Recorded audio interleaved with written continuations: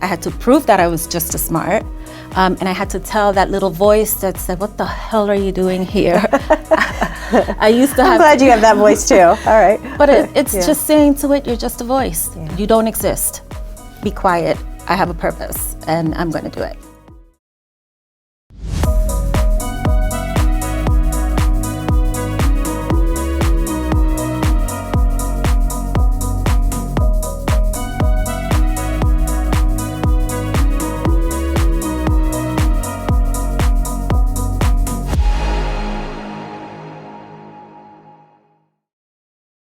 Thank you for joining us for another episode of Limitless. I'm your host, Lisa Allen, and we are filming today at the HTTV studio in Summit, New Jersey. Cal Newport, author of Deep Work and an expert on performance, once said, "Do some good in the world for no other reason than wanting to be a part of the solution." My guest today truly embodies that message. Annel Montero-Mitchell began her early career at the United Nations in peacekeeping. After retiring and becoming a stay-at-home mom for a period of time, she eventually went on to serve as Director of Development at Bridges Outreach, an organization dedicated to ending homelessness through intensive case management. Today, she serves as Director of Development and is the Gift Leadership Officer at St. Benedict's Preparatory School in New Jersey. Annel is a proven leader in fundraising, communications, and grant management, and she's also a recipient of the 2025 NJ Biz Leading Women in Business Award. Beyond her titles, Annel's limitless story is one of perseverance, resilience, and transformation.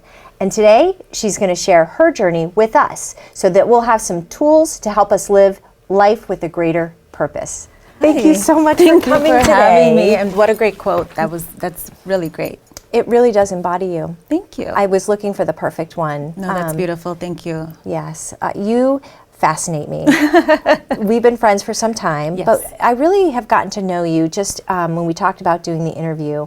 And the stories you've shared with me, I just am fascinated by who you are and where you started. So I would love for you to share how you started your early career. Mm-hmm. We're going to start there. Okay. Okay. Yeah. I grew up in New York City, mm-hmm. and I was a commuting student at Iona College. I paid for myself to go through school. And then one of the many jobs that I had was at the West Side YMCA.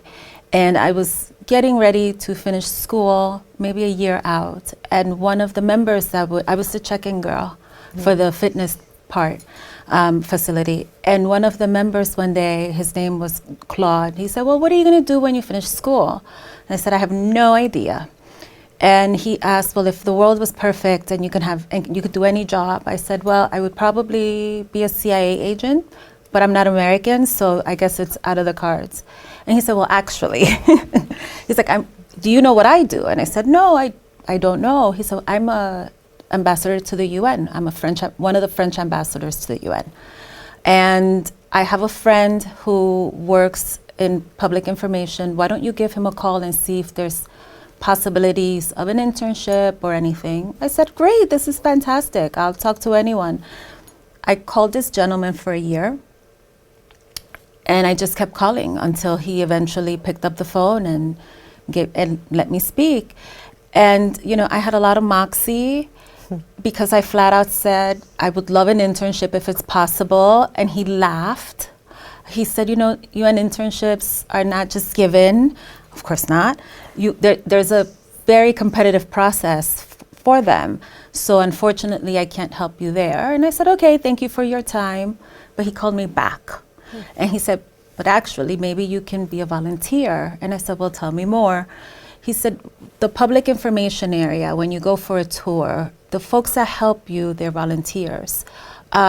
If you're willing to volunteer for the summer, I can help you with." And I said, "I'll do anything." And he's like, "And it's volunteer. You will not be paid." Mm. "I will do anything. Anything, just if I can be in a room, I can figure it out from there." So I started as a volunteer, myself and another kid from Argentina, who to this day is one of my best friends. Mm. And we spent our summer, the person we worked for, he said to us on our first day, "You're gonna meet a lot of people and you're gonna get invited to everything and you're going to be in a lot of rooms, do everything. Make the best of it. You have the opportunity, now it's up to you. And that's what Matthias and I did. We went to every party that summer. We snuck into security council meetings. We met people, we networked.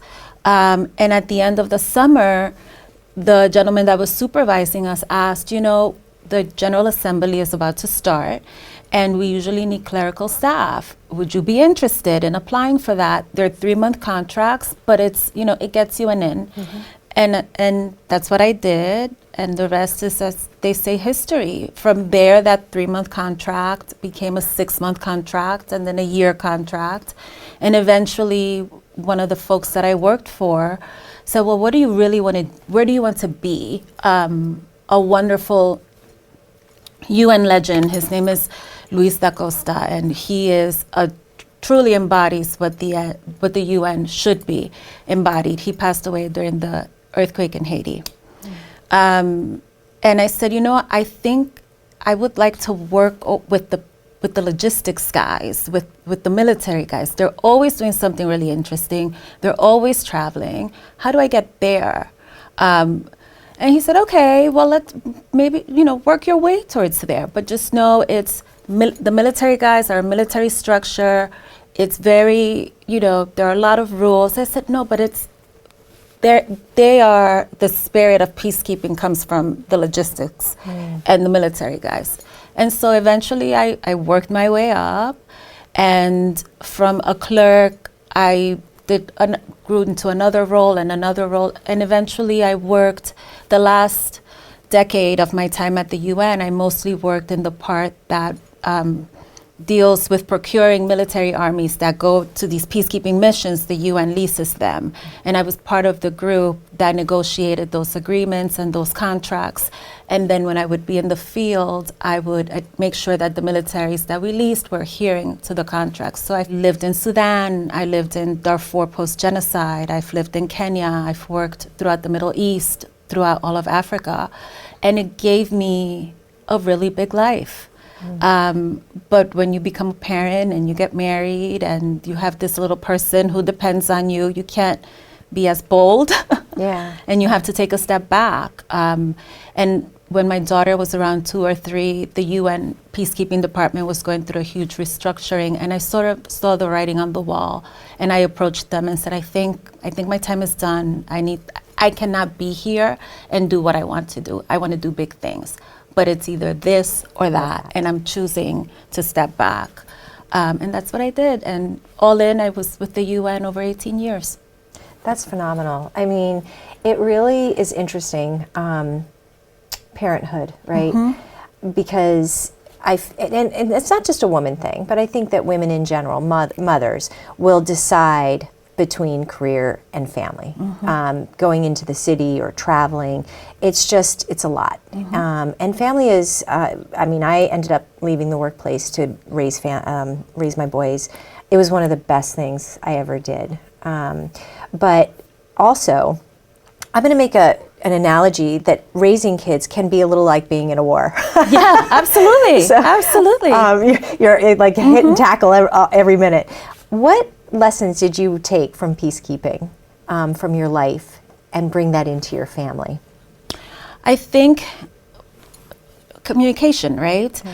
When I worked at the UN, one of the things that I would always say was the way that I would speak to a Jordanian colonel would not be the same way that I would speak to an American colleague.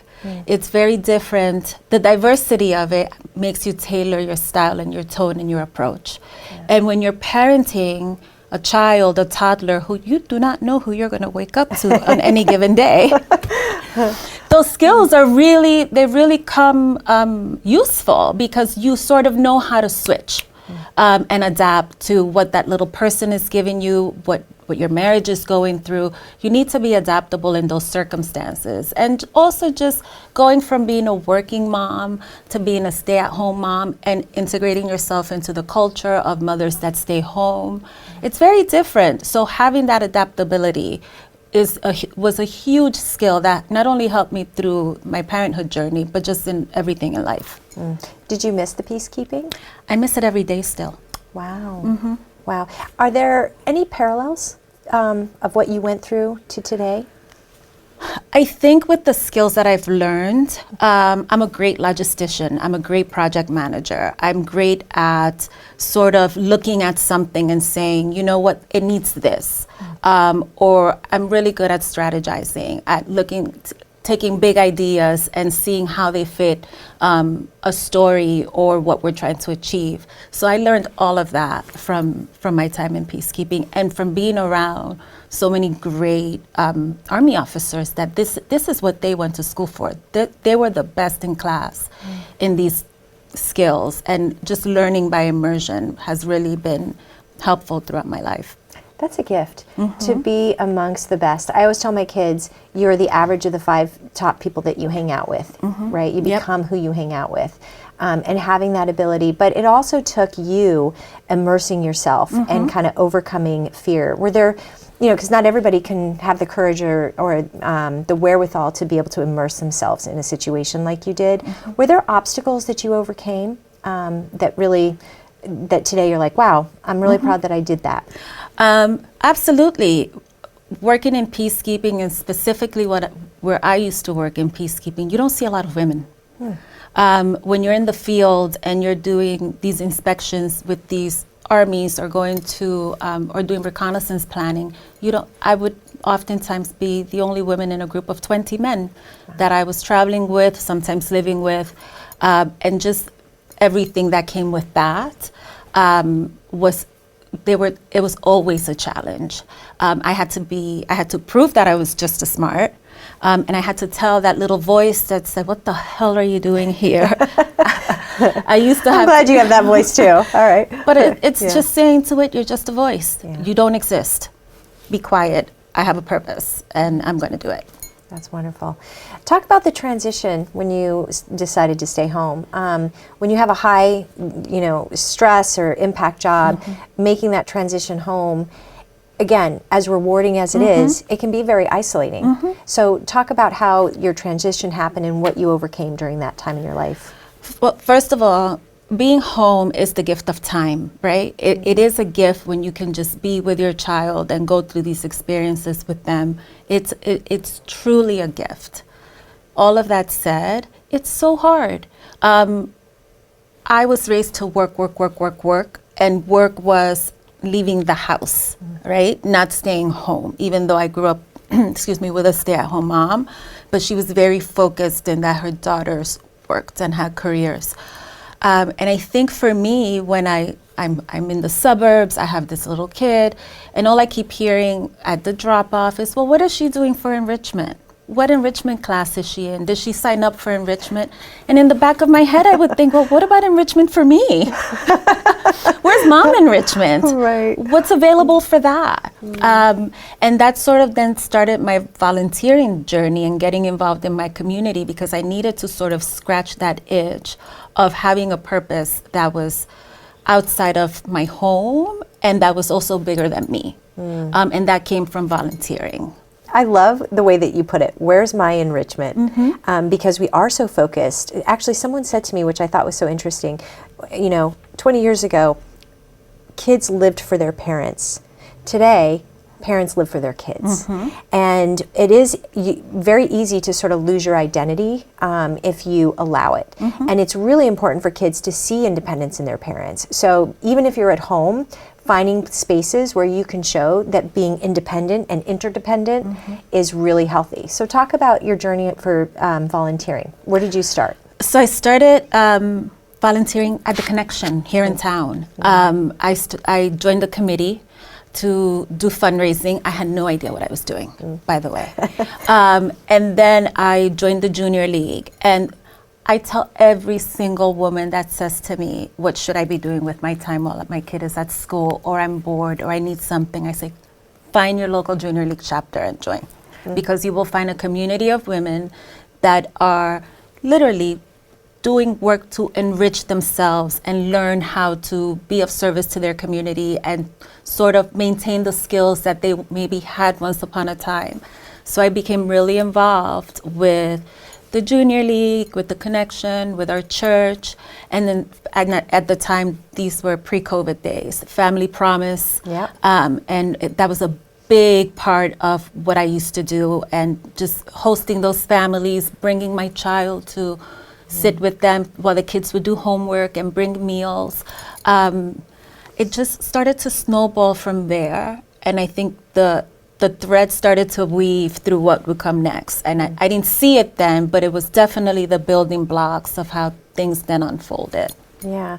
Half of success is just showing up. Absolutely. Right? Absolutely. Showing up, and you don't necessarily need to know what you're doing, but saying, show me. Yeah. And or how can I help? Right. And I think doing as much as you can. So there's a trick to that. Like, there's a tipping point, I think. Show up, say yes to everything, and then at some point, when you realize what you really love, start stripping away, because that's also a key to success. When starting to learn what to say no to. Right. Were there ever times that you felt like you always said yes, you were totally stressed out, and then you learned to say no? Oh, absolutely. I've always been very good at saying no, even when it comes to what marriage or parenting. There are things I know I'm not good at. I was never going to be the mom that played. I don't play. I don't like it, and my child knows that her mother doesn't play. I'm really good at a lot of other things. Playing like is not board games or anything. Dolls. Got you. Okay. I don't do that. Okay. And I don't feel guilty about it. Yeah. It's not where you're going to get the best version of me. And the same thing when I was working as a volunteer in the community, I started to figure out what I was good at. I was not going to be good as your finance treasurer, but I was really good at your fundraiser. I was really good making phone calls to say thank you to donors. And little by little, I started to see that this could be there's something here. I didn't know what it was, but I could tell that this was my lane. Is it because fundraising is it connected to logistics, which Yes, is your background? it's absolutely connected to logistics. And it felt very natural. Everybody goes to the party and sees how it comes together. Yeah. And that's a great thing. But I like what happens to put it together, the process of it, the making sure that this goes here and that goes there, and looking at imagining what the potential outcome of something will be. Yeah. Talk about transitioning from volunteering to going back to work, because I think some of the things that women struggle with the most is, all right, I've done all this volunteering, I have a lot of great skills, but I really don't know how to transition that. They underestimate the power of the things that they have done in volunteering work. So talk about your transition back from volunteering to work. I was doing a ton of volunteering at my daughter's school, all fundraising. So I already knew that this was it. And then one day I'm having breakfast with a friend, and she said to me, because we're talking about, we should do this and we should do that. She says, "You're not the development officer for the school, but why aren't you? You should be getting paid for what you know, because I'm here speaking to a person that I speak to at my child's school, and they're getting paid X for it. Why are you not getting paid X for it?" And that was the light bulb. Wow. And so how did you make that connection? How did you start that process? So it was in the spring, and that whole summer, that conversation just kept replaying in my head over and over and over again. And I kept thinking, who's going to give me that chance? And then I saw a Facebook post on the Summit Moms group. I cannot make this up. And it said, the Visual Arts Center is looking for a part-time development associate. This would be great for a stay-at-home mom. And I said, oh, wow. Yeah, this is it. I'm going to get this job. It's almost like you willed it to happen. I feel like, it's serendipity. Right? I said, no, I'm going to get this job. And I sent my resume, I interviewed for it, and oh yay, they picked me. And when I took the job, I said, this is where I'm going to learn. I'm going to see this as an internship. And I was blessed to go to a place that had a dream board, a great leadership structure. I worked with wonderful people at the Visual Arts Center of New Jersey. And I said this in my exit interview, Mel Cohn has a great team there. And I was really able to learn how to do this and do it well, because they do it really well over there. And then Bridges came knocking. So talk about Bridges Outreach, Right. Being the director of development there. So I was really happy at the Visual Arts Center, and I knew Rich Uniac from Bridges Outreach through volunteer work from the Junior League and church, and everybody in town knows Rich. And we were talking one time, and he said, do you want to join our team? And I said, yeah, I think I do. I'm a mission-driven person, and while I loved the work I was doing at the Arts Center, being part of a mission that was bigger than me, that was helping people in a different way, really spoke to me. So I went and joined Bridges Outreach, and it was, I loved working there. I wore a lot of hats, and I was able to not just do my job and do it well, but I was able to learn. I was able to learn how to be a good leader. I was able to learn how to, if need be, run an organization. It was just a great place. Was there any obstacles that you had to overcome mentally? Was there ever a moment that you're like, ooh, I don't know if I really can do that? Or did you walk in with all those learned experiences and feel empowered? My motto in life is figure it out. So I may have moments of that, but it's always followed by, I'm going to figure this out. So even if I had that, we're not curing cancer. Right. We're not curing cancer. Right. But I was confident in, one, that relationships are my superpower. I'm really good at building relationships, and I can speak on things that I'm passionate about really well. And that I can find a middle ground with whomever I'm speaking to, because I'm a pragmatic person by nature. So, when it comes to, and especially with the purpose of Bridges, right? Ultimately, and we've had this conversation, we're helping our neighbors. We're helping our neighbors, and I think when you put it that way, and you just strip it down to that, it's you connect with people, and I felt that as long as I could do that, I could do the job that I was hired to do for Bridges well. Yeah, I love that you know your superpower. I think that is one of the most important things people should know. That what are their gifts, to give them to the world. I always tell my kids, you don't have to be the smartest person in the room. Know what your gift is and give it to the world, and it'll flow very easily. How would you define limitless? Because this show is really about being limitless. How do you live limitlessly? I know life is not going to look at 46 now. It does not look like what it looked like when I was 26. And when I'm 56, it's not going to look the same. And it's not about making big leaps, right? It's about just doing things little by little, taking one step after the other. If you listen to your intuition, if you are curious, if you take the time to learn, little by little, you will find where you need to be. And that's in all aspects of your life. I feel like in this day and age, a lot of it is about big leaps, but it's really about little steps, and listening and curiosity and wanting to learn. Absolutely. I think also we have a very cluttered world informationally, right? Because everybody's on their phones. There's a lot of just information overload, and being able to parse out some of that and sit in silence. And when I say silence, I just mean getting off the phone. You're going to New York this weekend with your family just to touch grass and get away. I think that's a struggle. I mean, you have a young daughter. How do you deal with the information overload in your life? So I started this summer, and it's a habit I stole from someone that I admire very much. Every morning first thing in the morning, I journal.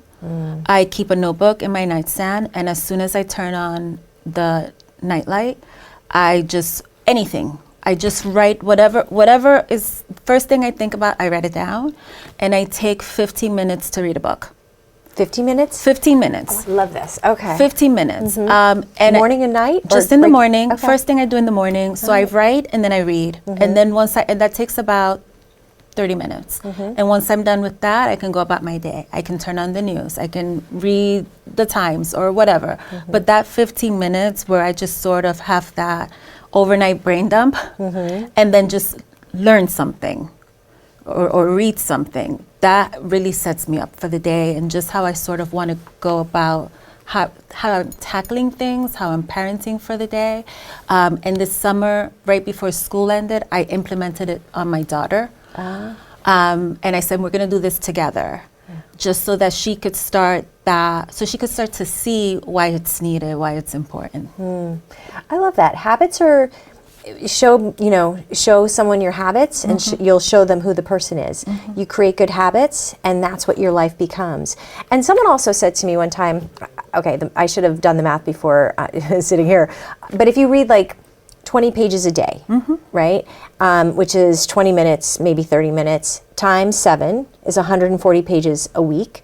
And then by the end of the year, you have read 3,000 pages, and that is an entire Shakespeare body of work. I wonder if it's the same person. Ooh, so because sorry. I heard something very similar. You did? Yes. Yeah.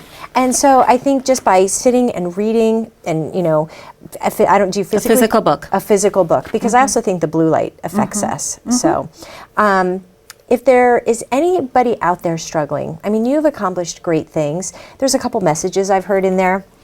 You know your superpower. You really push in and just show up. You make sure that you say yes to things, but you're fearless in that, you know what? What's the worst someone can say to you? For a year when you were trying to get into the UN? No, but you kept trying. And I think that people give up on trying, and the biggest failure is not trying at all. It's not the actual failure that happens. If there's somebody out there watching this, what do you say to them? The 20th time might be the time they say yes. Just keep trying. Just keep trying. And failure, don't see failure as this end all be all. It may be the biggest gift you need. It may be what gives you the push. And it's the evidence of a life well lived, right? I always wanted to be a person that wanted to have a big life. I grew up in the Bronx with a single mom. I came to this country when I was 9, and I always wanted a big life. And I've had a big life because I kept trying.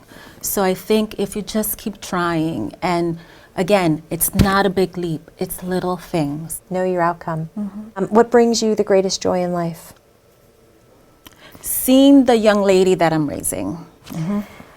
One word that describes you? Resilient. And final question, the show that you binge on?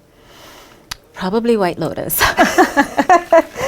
Excellent. I haven't seen it yet, It's so great. I can't wait to watch it. Yeah. But thank you so much for joining me today. You are really a phenomenal woman. Thank you. Thank you for all that you do in our community, and thank you for sitting with me today. Great. Thank you so much. This was great. Yeah. All right. Wonderful. And I want to thank everyone watching today. We hope that you feel inspired to take the next step towards your own limitless life and go out into the world and do some good for no other reason than to be part of a solution that you care about. For more programming like this, please follow us on Instagram, Facebook, LinkedIn, and YouTube. And we look forward to seeing you on our next episode of Limitless.